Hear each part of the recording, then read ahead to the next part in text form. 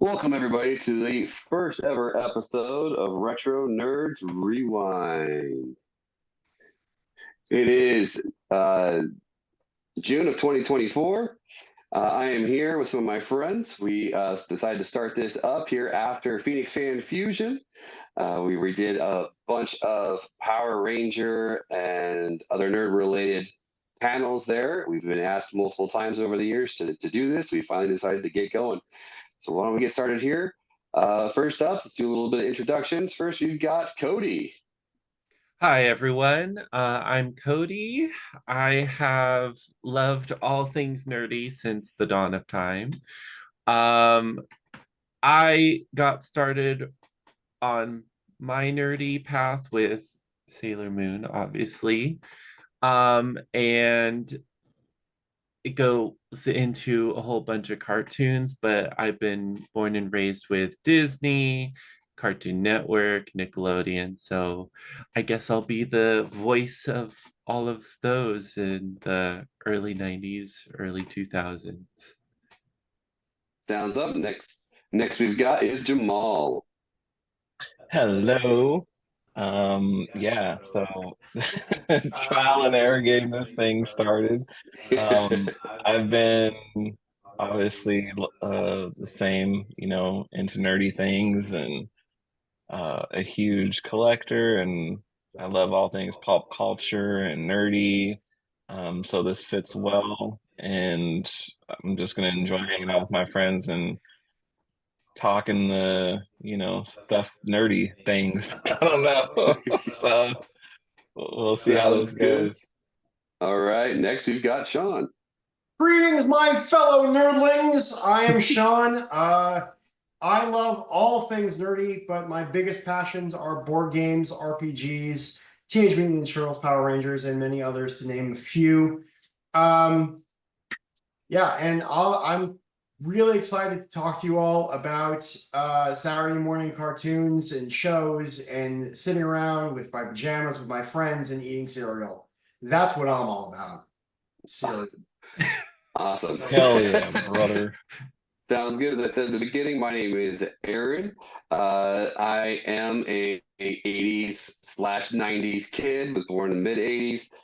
So I've got to enjoy everything from the highs and the lows of the 80s to all the way through 90s, early 2000s. Lover of tokusatsu, video games, comic books, wrestling, you name it. If it's even remotely nerdy, I enjoy it. So we're all here today to have a good time, to discuss. Hopefully, you enjoy it and decide to follow us along on this journey as we go through things.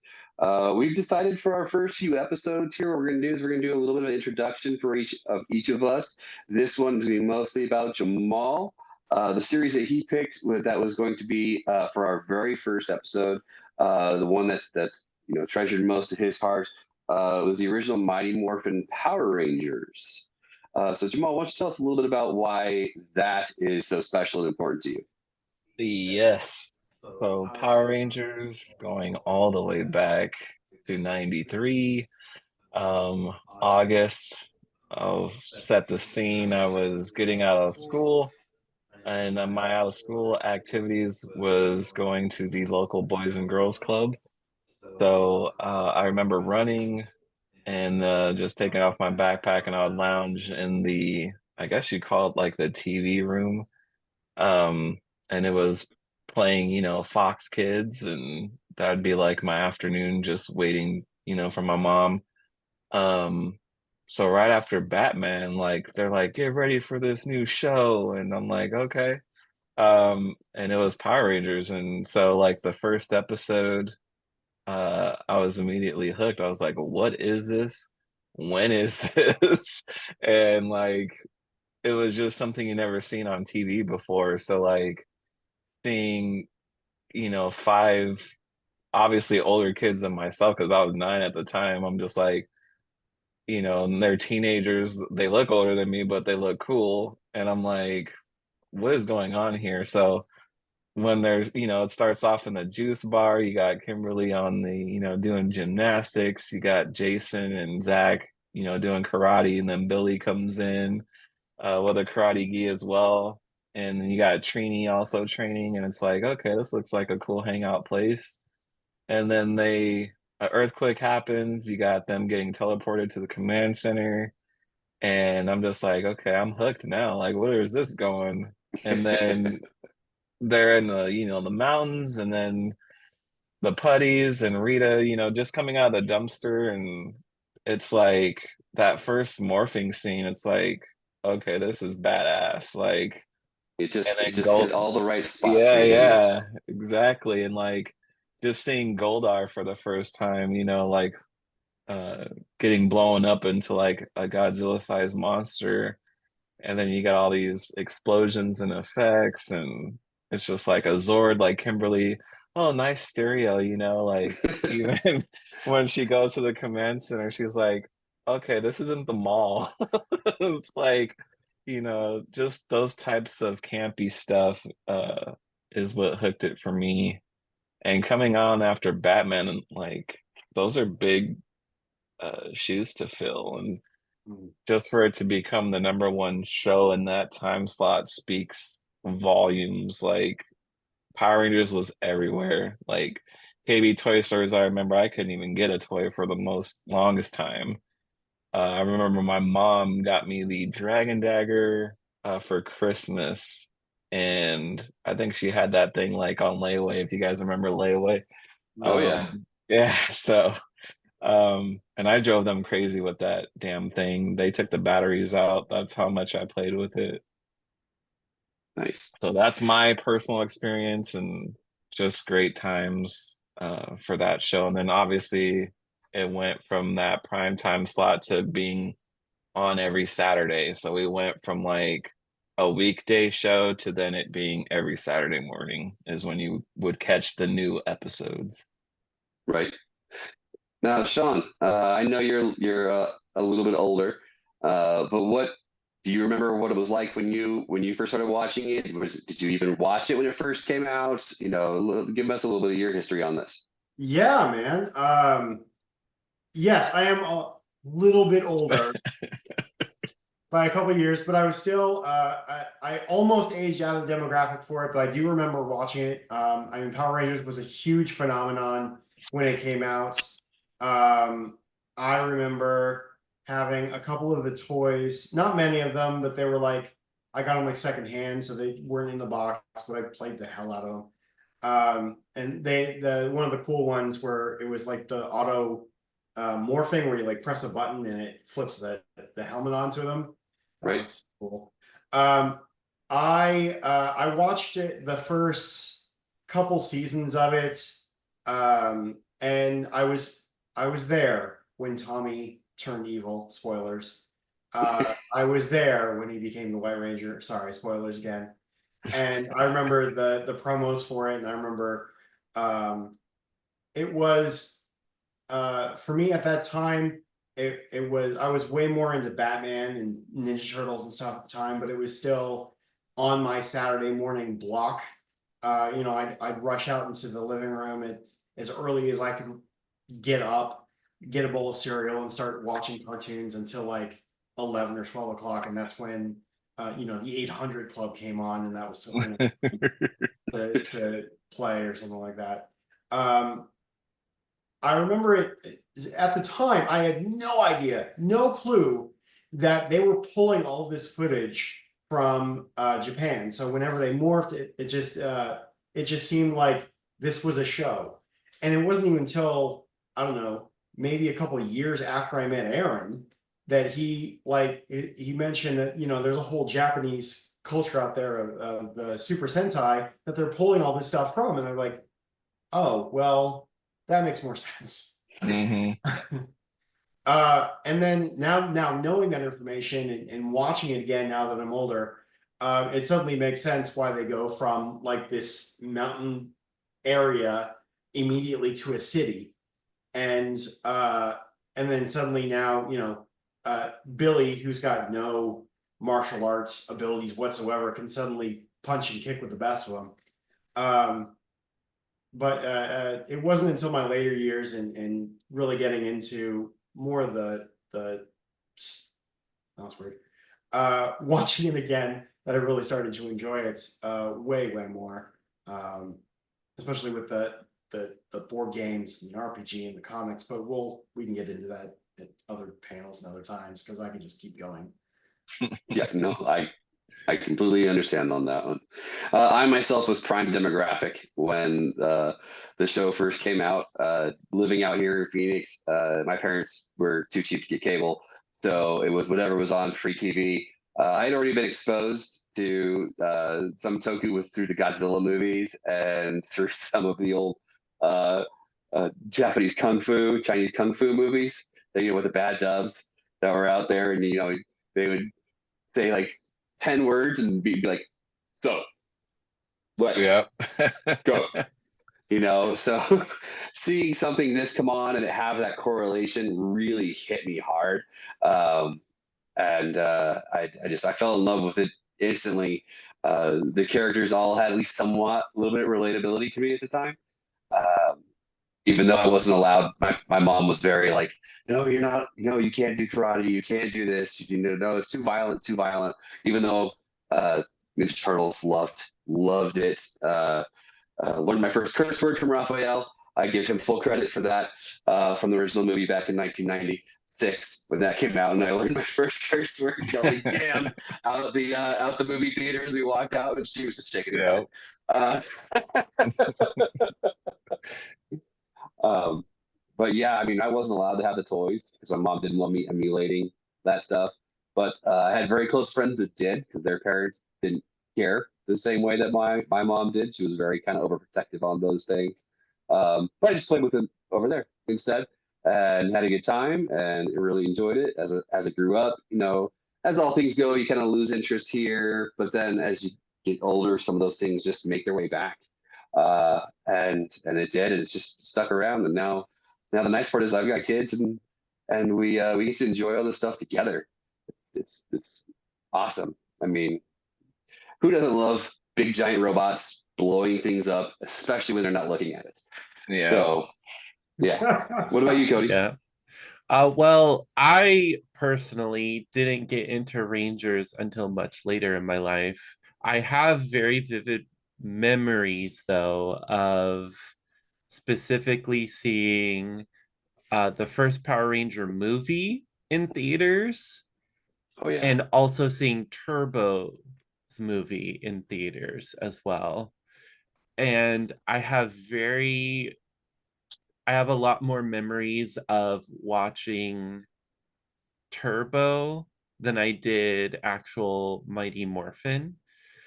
Now that being said, though, later on in life, once I met Jay, he's the one that exposed me to the actual Ranger community and stuff like that, and deep diving into it. Just like Sean said, finding out about there's a whole Japanese show that it's based off of, and that there's Japanese footage, and that they had to collaborate and put it all together and basically create a whole new show with already fighting shots majority. Excuse me. And then obviously the robots and everything is just absolutely insane. Possibly one of my first exposures to something like that, because I never watched Gundam or anything like that when I was younger, or I never watched like Godzilla and stuff. So this possibly is a little bit of my earlier memories of exposing into that as well, but from not Mighty Morphin, from much later on. But yeah, it's a classic. You can't just slug off the classics, and especially with the whole Monster of the Week format is what really, I have to say, this was, if not the show, to kind of really expose the Monster of the Week type shows for specifically live action shows, I would think. I have to do more research, but yeah, for the American audience, it definitely was one of the first ones for that. Yes, yeah, especially live action phenomenon specifically. Yeah. cartoons, I have to say it is different, but for live action, for sure. Well, And especially fun fact. I'll go ahead. I was gonna say, especially since you think about 80s, 90s cartoons, they weren't allowed to destroy or kill anything. So it really wasn't as much of a monster of the week as it was your bad guy with a bunch of different underlings, and the underling, it would be a specific underling to go out, but then you'd still see it later. Whereas with the Rangers, it was there, it was dead, no more, no more eye guy, no more bones, no Yeah. more, Mastodon, no more, the putties would disappear, but they could they would recreate them. But yeah, but with like He-Man, you always were fighting the same people. Same thing with like Thundercats. Thundercats, you had your main aliens, Mum-Ra, and then occasionally a new one would show up, but then leave. It wouldn't ever be it wouldn't be gone. It just would be there then. So yeah. I was gonna say fun fact about Power Rangers. So when Tommy came in, aka Jason David Frank, as the Green Ranger during that first season, the ratings, I've tried to pull up some of the numbers, but I do know that it skyrocketed. And then another fun fact about the shield. So you can see that his shield versus the Sentai footage that we all know as adults now is different. So that Yep. shield was made by the costume designer here in America because the shield from Japan was being shipped over and it got damaged in customs. And so they were like, we can't wait, like we gotta film. And so they made him that wonky version, which stands out. And then what was another fun fact? Oh, like when obviously, spoiler alert, when he loses his powers, and if you haven't seen this show, then just how dare you? When he loses his powers, families actually wrote in like, my kid is crying that Tommy is gone, you need to fix this. They actually wrote Saban, flooded thousands of letters. My mom actually wrote one for me. And I was like, they just literally took my favorite person off this show. Like, I was pissed. And then we all know he came back as the White Ranger, and that ratings was through the roof as well. Like, I think everybody tuned in for that show. I think we all thought it was going to be, I don't even remember who I thought it was going to be. I knew it was going to be Tommy, but because in my head, I'm like, okay, he's at the lake. He got randomly like teleported, and it was this weird thing. And I'm like, I know who's in that suit. Yeah. So that was badass. Well, thank you very much, guys. So one of the things that we want to make sure we're doing here, everybody, is what we're going to do every week is we're going to go through a couple episodes of our each favorite series to start off with, to get to know each other a little bit better. We'll go through a quick rundown of the scenes and how it went through. Would like to know, opinions, feelings, any weird little things you noticed, because I noticed some things now that I didn't before. And we'll do this, like I said, every week.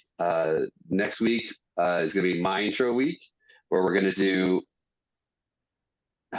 the Spider-Man, the animated series from 1994. So we'll do the first 2 episodes there. This week, we're doing the first 2 episodes of Mighty Morphin Power Rangers season 1 via the Netflix order, which would be Day of the Dumpster and High Five. So we'll go through this real quick. I know we've taken a lot of time up already. We don't want to go too long on this. So obviously, intro, first time you've ever heard this theme song, it's pure 90s joy. You've got the metal grunge sound to it. You've got lots of bright colors, obviously, because it's Power Rangers, with a very catchy theme song. One word. What was the first thing that happened to you, or you felt when you heard that song pop on? Yeah, I forgot to mention that part. So yeah, just sitting there when that intro came on, I was like, oh yeah, this is it. Hearing that song for the first time. And then I think they redid it for the movie, and I bought that soundtrack. I asked my mom to take me to, I think, Warehouse Music, and I bought that damn soundtrack, and I was bumping that song like all summer with those drums and riffs. Nice. What about you, Sean? So it was one of two times when we doing the rewatch that I got like shivers because I was just like was listening to when the soundtrack, the theme song came on, and when the Megazord formed. It was just like, oh yeah. But that theme song, it as the kids say, it slaps. Cody? Yeah, I mean, you can't go wrong with the theme song. It's just ultimate hype. And just like you said, it's absolute 90s retro everything. It just hits you right in the nostalgia feels. Nice. Absolutely. Yeah, for me, it made me smile. It started Yeah. up, and a smile just came on my face, and so yeah, that was just it. It hit, and I was like, yeah. Yeah, you could do a poll, and there won't be one person, I don't think, that wouldn't know what the Power Rangers theme song is. It's like up there. Recently, they did a poll with this theme song and X-Men, and it's like those are the top two 90s intros to, Saturday morning shows. Well, and it also goes into they're still making uh video games and stuff about With the Mighty theme song. Morphin Yep. specifically with this theme song as well, because Oh yeah, everyone knows it for sure. it's ingrained in our DNA nowadays. Yeah. So we move from that. First scene is, of course, the moon, where the astronauts are there walking around, find the dumpster, open it up, freak out. Because, I mean, you see big creatures coming out, you're going to freak out. Yep. And run away after getting blasted by Rita, who, of course, has to step in a puddle on the moon. A puddle? Mhm. Okay, sure. All right. From there, it goes right into the first time you ever see the juice bar gym area. Uh, One of the things I noticed right when it kicked on was they're playing the radio, and it talked about Ernie, talked about the gym, talked about the juice bar. It was clearly setting the stage, setting up great background information for that on there. And then it starts cutting to pictures while it's going on of our main cast. We've got Trini practicing a basic form or kata. Kimberly's on the balance beam.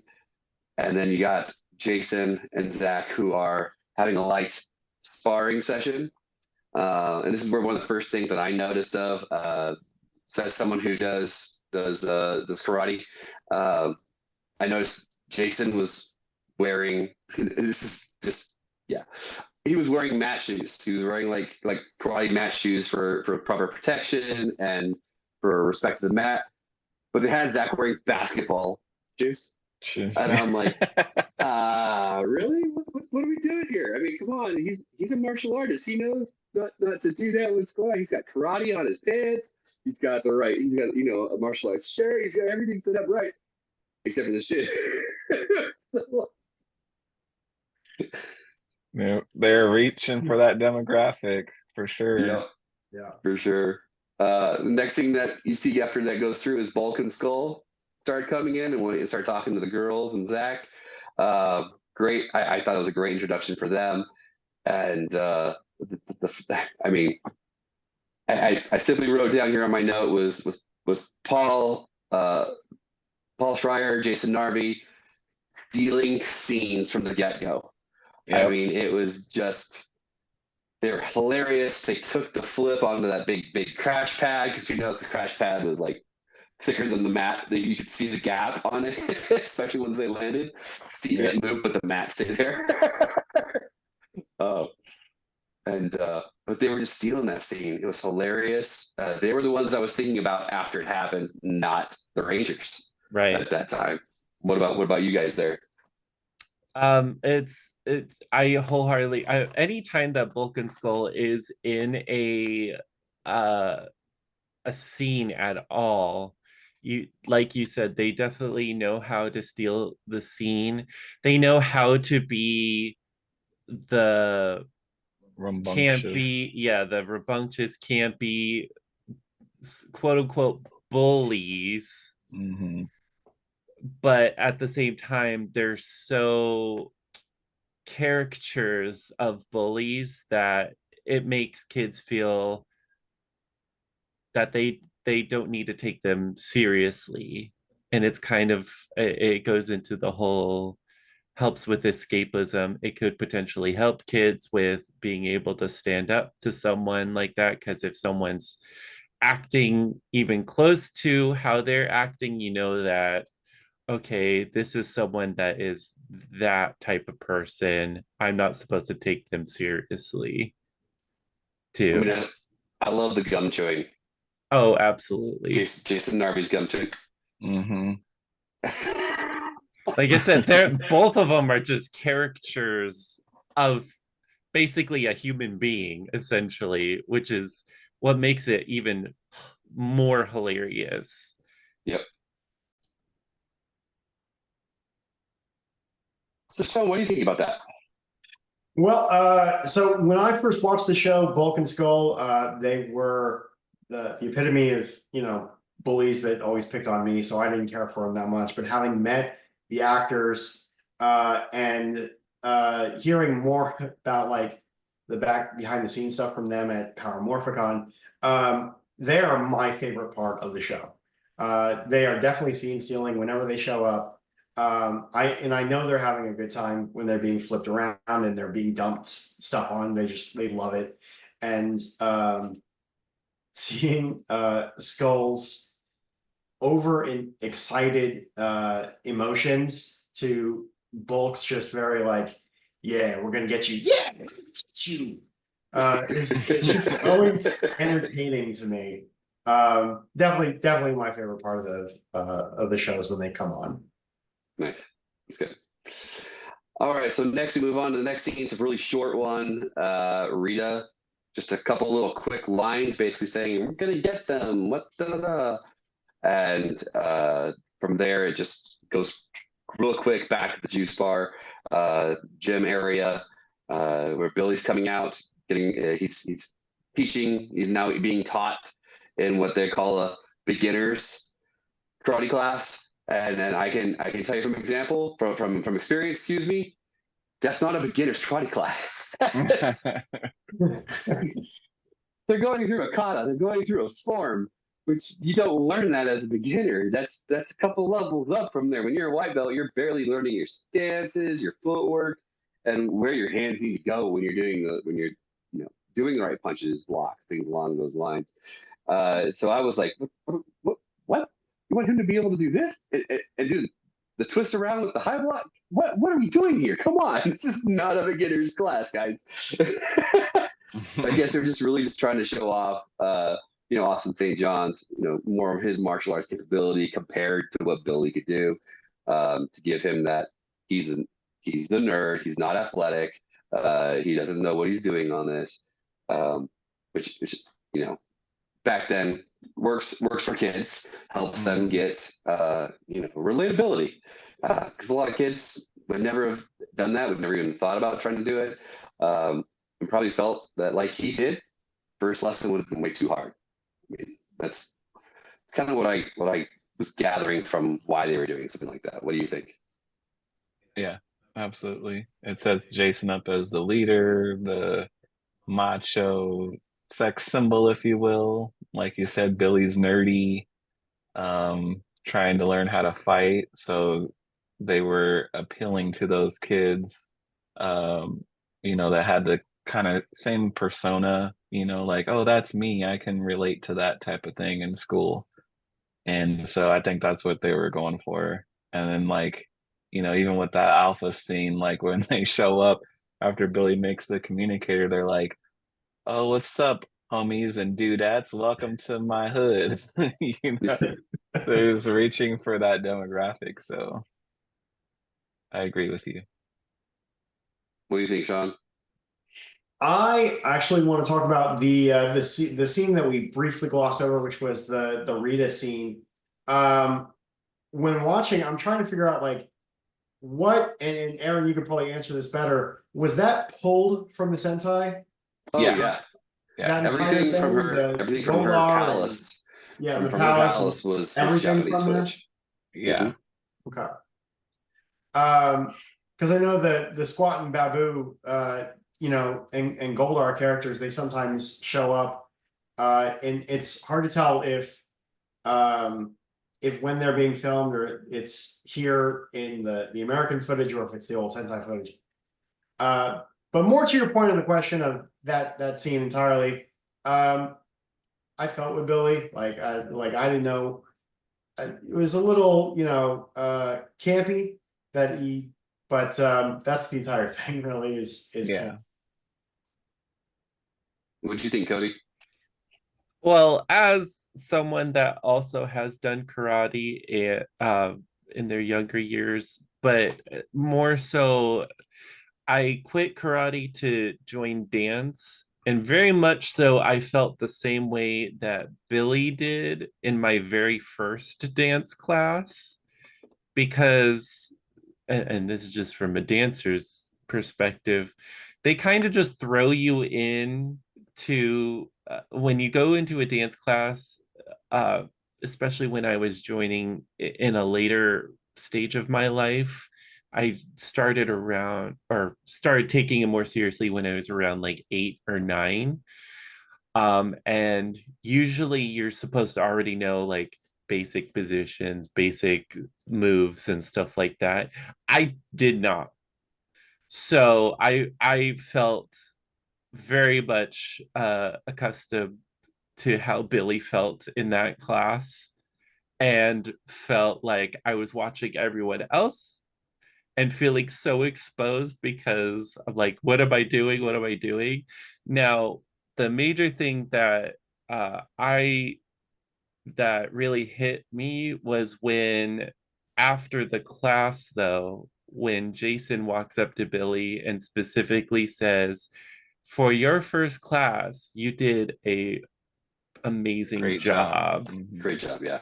And as soon as Billy heard him say that, that was when it was like you could tell that that's going to be his passion. He's going to love learning more about karate and stuff like that. And it's little tiny things like that that kind of exposes each of their character, and it's a great way to show that you know that they are truly your main cast, your main superheroes and stuff like that. And it was, in my opinion, it wasn't too cheesy, because you know how early 90s can get super campy and super cheesy. That Oh was yeah. It's subtle enough to where it's super believable. It and you can Yeah, kind of David did a great understand, job. and you can also understand that all of these people that are from way different demographics and different, the best way I could describe it kind of is like almost like a Breakfast Club-esque type of group where they're all from way different cliques Backgrounds. that you would think, but they are all going to be best friends. And you can see how they became best friends because they're definitely supporting each other. Yep. And, you know, any good instructor, when it's someone's first class, no matter how well they truly think the person did, because their first class should always say, you did a great job. Great job, yeah. Because you need to have that encouragement, especially when it's your very first class, whether you're, you know, 4 doing something new, whether you're 15 doing something new, whether you're 30 doing something new, it doesn't matter. If you're in a class doing something, you need that initial encouragement, or else, it's a mental game just as much as it's a physical game whenever you're looking at something. So it's got to be there. You got to have that support system one way or another. 100. And it was great that it wasn't just Jason that told him he did a great job. Zach told him he did really well. Trini did really well. And they were really starting that Trini Billy dynamic already from the first episode. It was, as someone who's been, a lifelong fan and knows about their dynamic, going back and watching it, you see that just from the start. And it's like, wow, okay, it makes you wonder. And I'd love to ask if I ever get a chance to talk to, any of the writers from it, if they were trying to do that from the very beginning of putting, those two together, and then Kimberly and Trini together, and Zach and Zach and Austin together, Zach and Jason, to just see if that was the way they wanted it to go, or if it just happened after the fact and it was just circumstantial at that moment. But yeah. So I really liked that they did the encouragement too, because it was a very smart play on theirs for them. They're sorry for that. So next we get Bulk and Skull coming up again, stealing another scene, trying to do push their way through and take over the class, be the center of attention. Works out that way until he tries to do some of the more advanced moves. Obviously, the tornado kick didn't quite work out in his favor.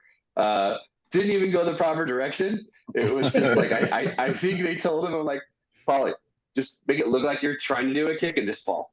Because, I don't know, it was hilarious. So it was more impressive that he did the whole turn completely horizontal, in my opinion. That's what I noticed, is he was completely already laying down and still spinning. And yet then fell. It was almost as if a cartoon was, and I will say this from beginning to end, I've never thought that a person could literally be a real life cartoon, but Bulk and Skull, no matter what scene, and especially later on in the show too, they get even more cartoony as people too. Yep. They could put them back in Power Rangers today and they would still be funny. Oh my goodness gracious. We've got to have them though. They've tried it with other duos, and it doesn't work. It doesn't work. It's always slightly off. They have tried especially like changing the dynamic of it, like being a female and a male, or like two females and a male, or his nephew, or yeah. So you have to have such a strong character and such good slapstick and perfect timing for everything to make such a side character so popular. And they got to have great chemistry. Absolutely. These guys had great chemistry right off the bat. I mean, you just from watching the first few episodes, you think these guys have been best friends forever. Right. So from there we get, the fall. Jason dismisses the class, which I think is kind of like a little rude. It's like, no, they just like, haha, laughing at you. Class dismissed. Let's go. Leave him there. And then we go and they're sitting down, and then the big earthquake happens. Yeah. Which I thought was really funny, because that's when it's. Zach has a great line. He says, "Oh man, it must be the big one," which clearly tells you California. Yeah. Then it goes to Alpha, who says, "It's the big one," and I'm like, "Oh, Command Center's in California too." California too. Because why would they think it was the big one if they were somewhere else other than California? Because back then it was all about California's going to break off into the ocean when the big one happens, which still hasn't happened. No matter how much land I buy on the border there, I'm not going to get the beachfront property. But yeah, we go to that, and that's when Zordon does, lets Alpha know, nope, Rita's escaped, attack the planet. Send me over. We've got to pull the trigger. What do we need to get? We need to get what? 5 overbearing teenagers. No, he says humans and at first. over emotional humans. Yeah. Over emotional humans. And that's when Alpha says, not teenagers. That's correct, Alpha. I was afraid of that. And I always laugh because it's our main cast, and I get it. But I always laugh because they're all huddled together in a group while everybody else is bolting away from the area. They're just standing still.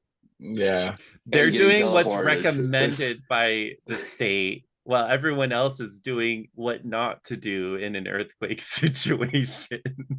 So in an earthquake situation, when you're in a building that's about to collapse on you, you're supposed to stay there and get collapsed on? No, you're supposed to get under solid, like, especially if you're in your, like... Yeah, they were in the archway. Yeah, so if you're in the archway, but if you're in your class, you're supposed to get under your desk and stuff like that. They were up by the juice bar. They weren't under in a doorway. They weren't in an archway. It was the archway and the they were juice the bar. arch. Oh yeah, it was the archway. That's right. What I thought interesting about this scene was they could feel, they were like, oh, something's happening. Like nothing was happening yet. Yeah. It's like, oh, something's happening. And then they get teleported and you see like the CGI effects. Yeah. What's happening? What's happening? Spidey senses that something weird was going to happen. My other thing that I also liked about that was seeing the metal, what is it? It's like the laundry foil coil stuff that fell from the ceiling as well.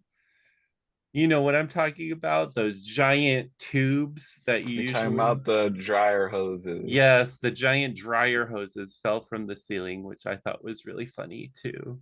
Yeah. I love Alpha having a teddy bear.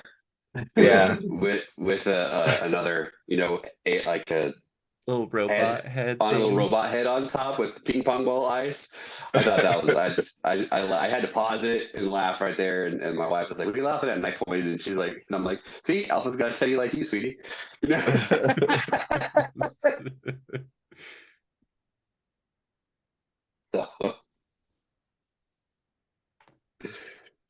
Was there anything else that you guys really noticed or liked, particularly about those scenes right there? This just exposing the show a little bit, but for the time and for it being a live action, I'm gonna showcase like the whole costuming of Alpha. Obviously, I saw the little neck piece. It's like a black silk neck piece. You can see the mouth moving. You can see the mouth moving slightly, but it's really cool to kind of see how TV costumes would work for the monsters and stuff, and you can kind of see it up close a little bit more. And again, this is just as I get older and rewatching it, but as a kid, obviously you wouldn't have noticed that, especially back then. No HD. We had no HD back then. Everything's been up converted now, so you can see all those different pieces and stuff like that. Whereas, I mean, back then, we didn't have the big screens. We didn't have the HD. A 27-inch TV was like you were living large with a 27-inch TV.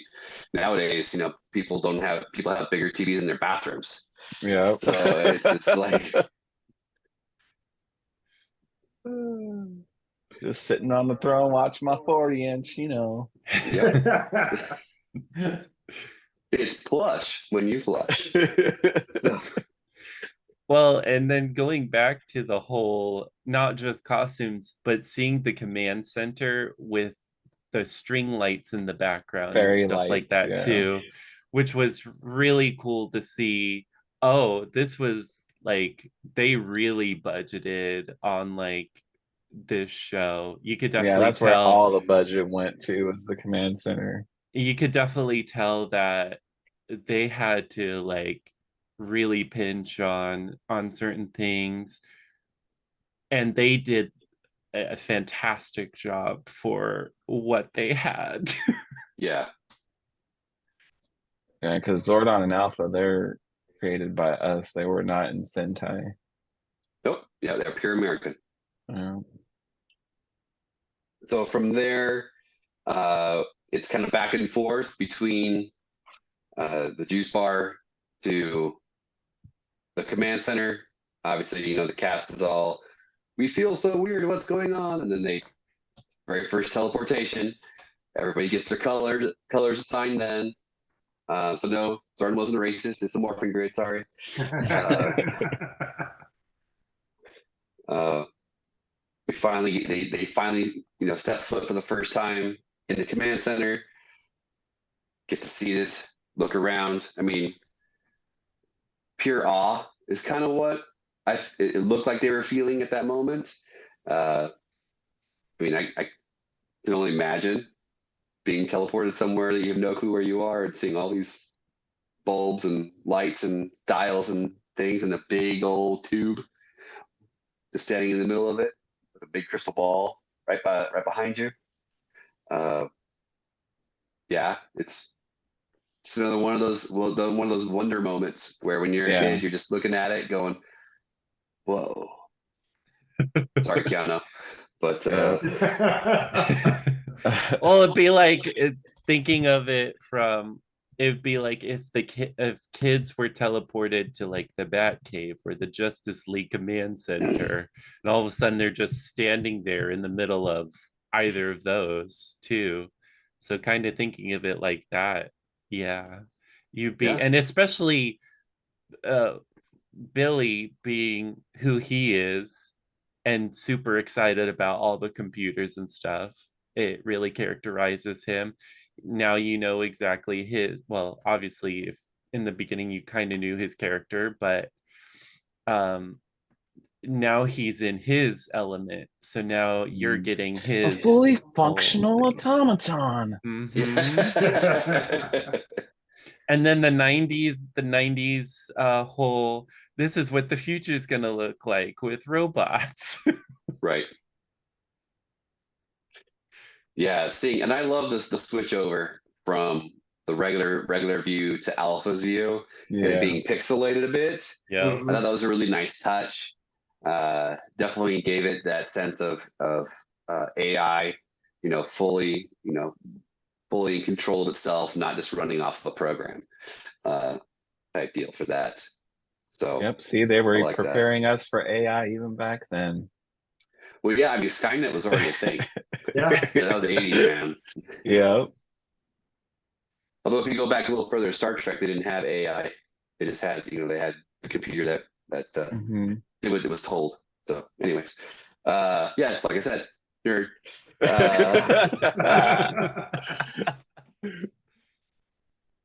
So from there, Zordon gives them their first official greeting, "Welcome, humans."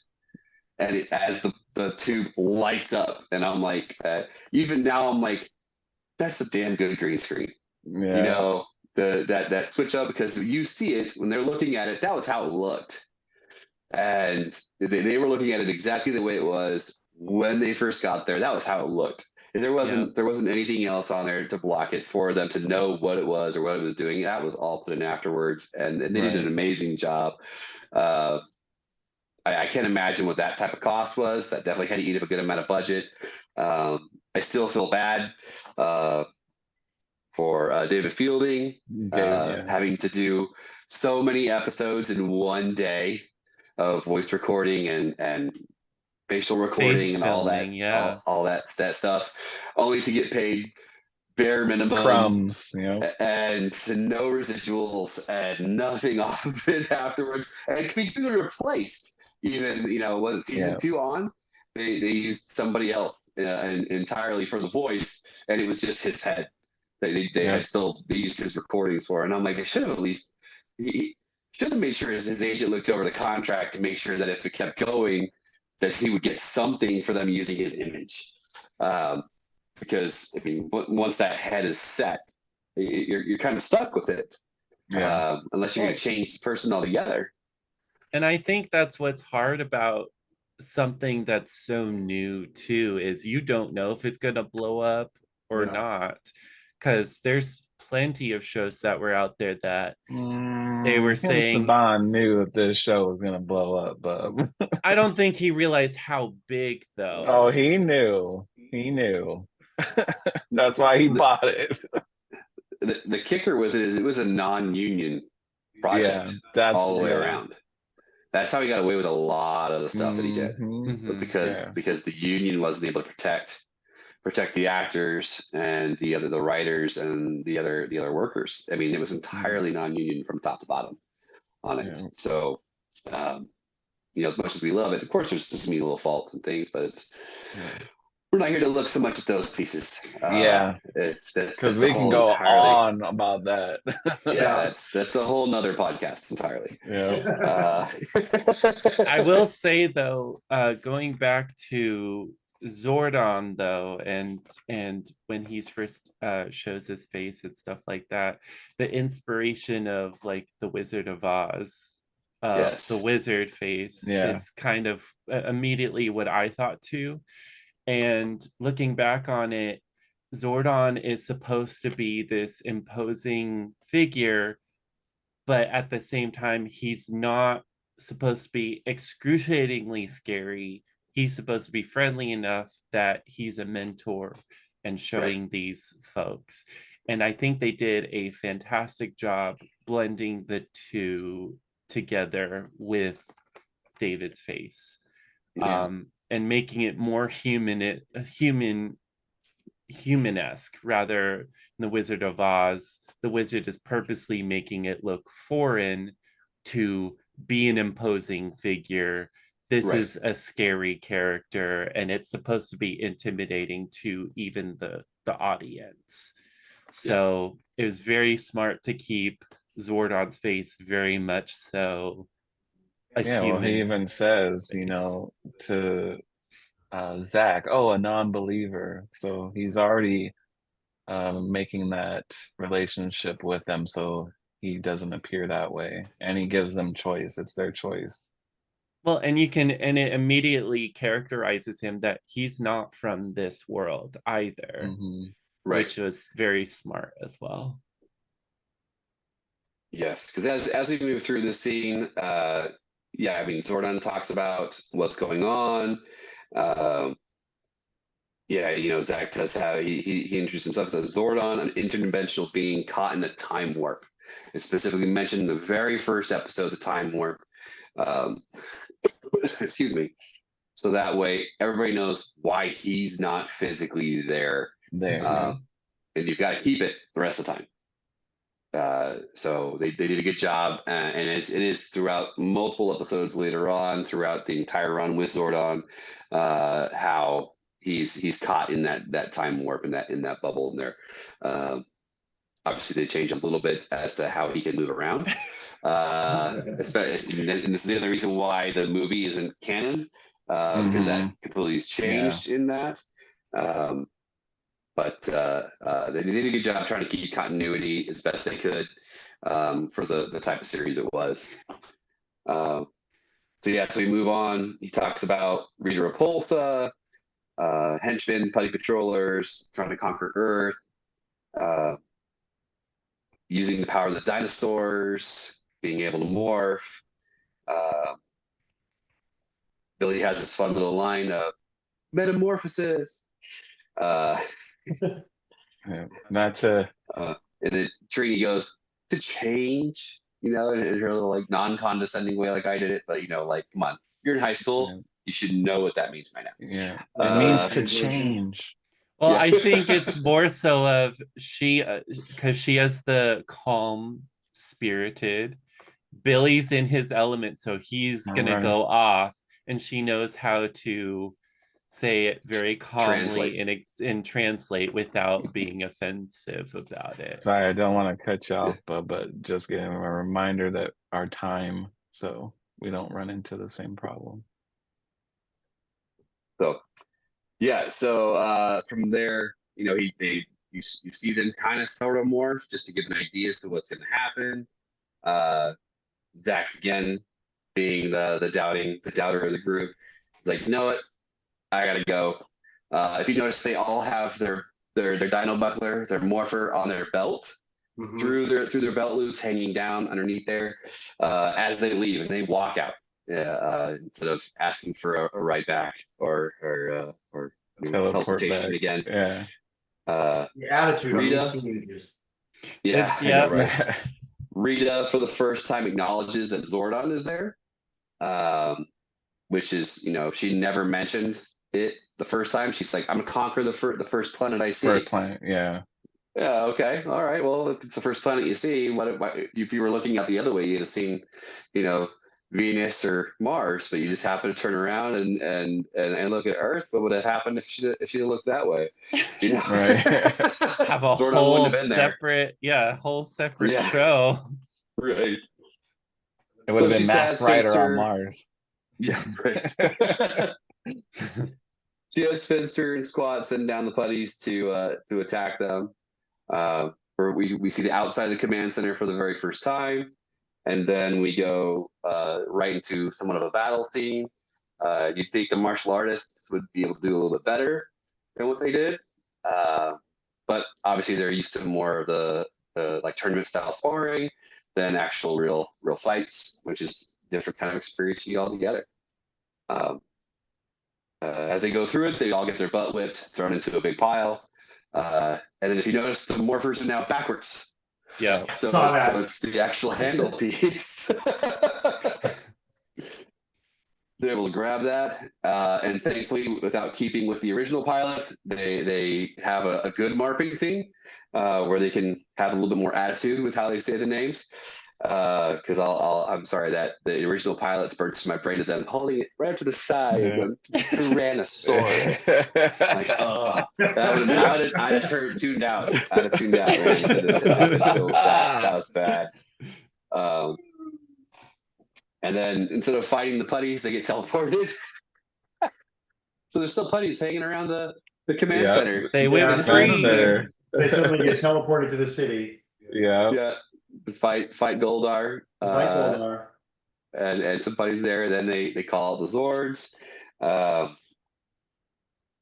Then they I find it kind of ironic that as they bring the Zords together into the base Megazord, the battle Megazord as they refer to it sometimes.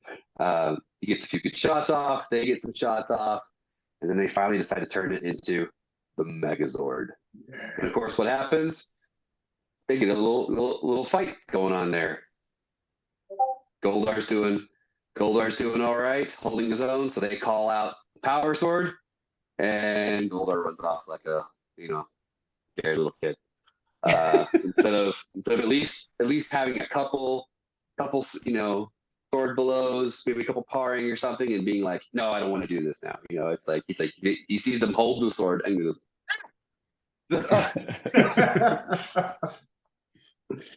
Oh, so they after that I was like, okay, they do a nice quick pose, and they start.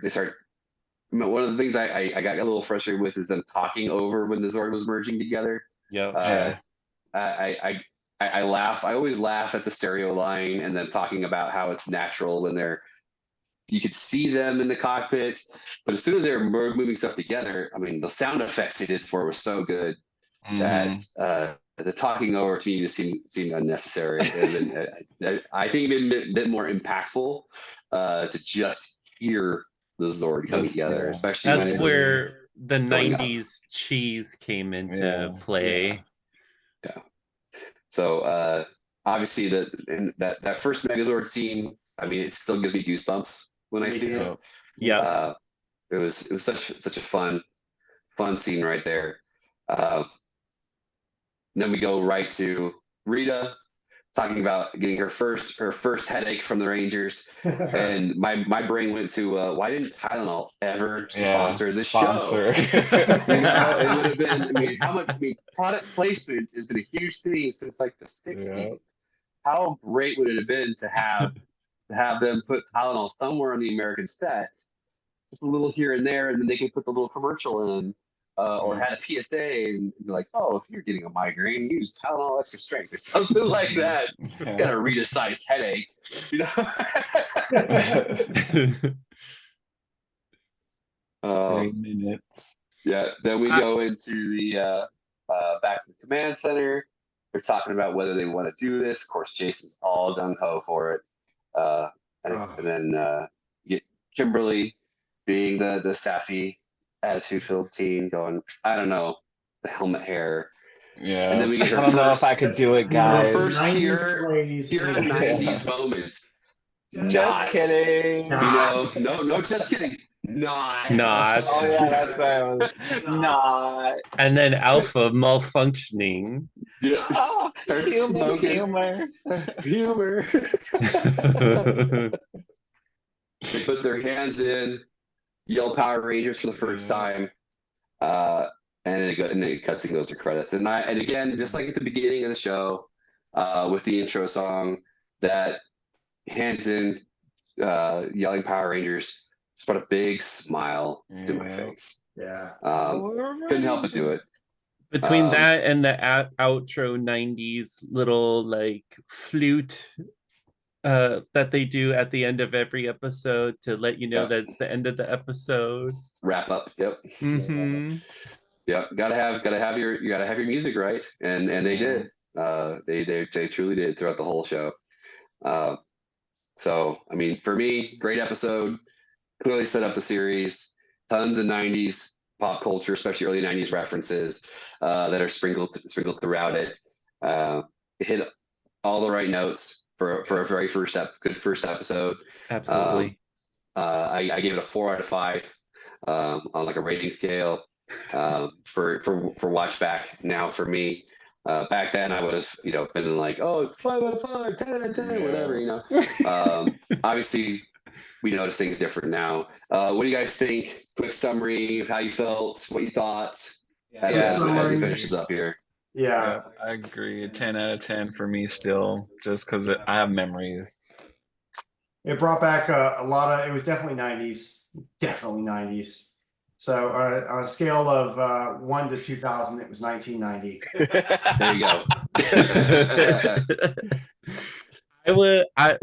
I had the one major note that I wrote. I said, and I quote, when they were announcing each of the characteristics of the Rangers, specifically when they got to Kimberly, they said she's smart and elegant, and Trini is quick and agile. I said, not that Kimberly's not smart, but her personality would have been better for quick and agile, her being the gymnast, and Trini could have been the smart and elegant. That was the only major note that I had, but I mean, it made sense for the animals that they were, or the dinosaurs that they were, and stuff like that. Still, though. Right. So I think it also had to do with the fact they didn't have all the character traits fully worked out for how they're going to write them yet. Right. All right. Well, thank you everybody for joining us for our very first episode where we went over the pilot, episode 1, season 1, Day of the Dumpster for Mighty Morphin Power Rangers. It's been a lot of fun talking with you guys, going over these things, talking about memories and what we saw here. Next episode, we will be doing, we're following the Netflix order here. So episode 2 on Netflix is High Five, which is the one where Trini has to overcome her fear of height. Mm-hmm. And we get a new monster of the week. Our first monster of the week actually on this through their order. So it has been a lot of fun, guys. We should get this first episode out here really shortly, and it's we're going to try and get this going on a weekly basis for everybody as long as we can. A couple things I want to mention real quick. Crit Hit is coming up in a few weeks. It is a awesome board game tabletop RPG convention here in Phoenix, Arizona. Sean, why don't you talk a little bit about that real quick? Yeah, Crit Hit 6 happening July 6th and 7th, 7th. 6th and 7th. I have one of those dates right. We will be we will be there talking about Power Rangers. I'll be hosting a couple of Power Rangers RPG and board games. So come out, play some games with us, and talk some Power Rangers with us. It'll be great fun. I hear there's supposed to be this big event too happening on Sunday that You includes heard more correctly. than There just is Power going to be Rangers. an epic Power Rangers, Transformers, and G.I. Joe multi-crossover battle event.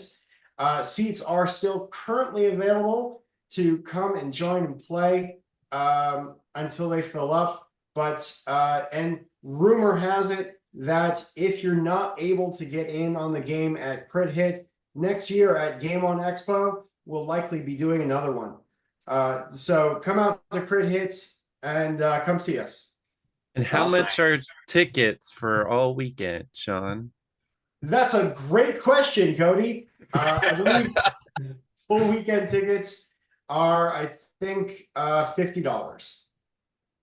And if someone wants to go one or the other, also a great question, Cody.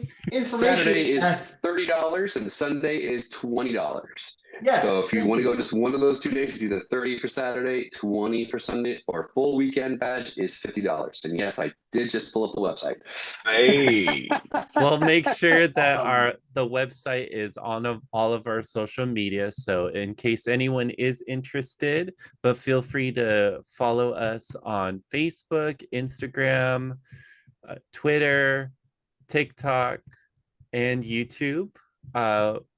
You should be able to get into each of the social medias via our link tree that is attached to wherever you're watching this, either video or audio.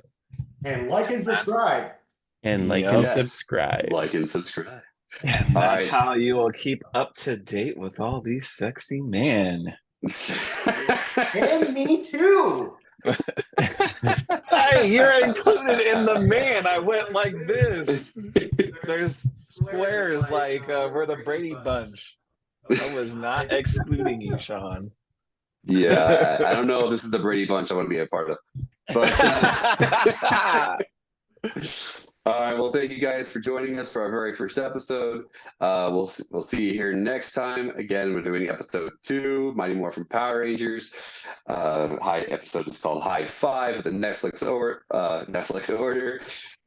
Hopefully, we'll see you soon. May the power protect you.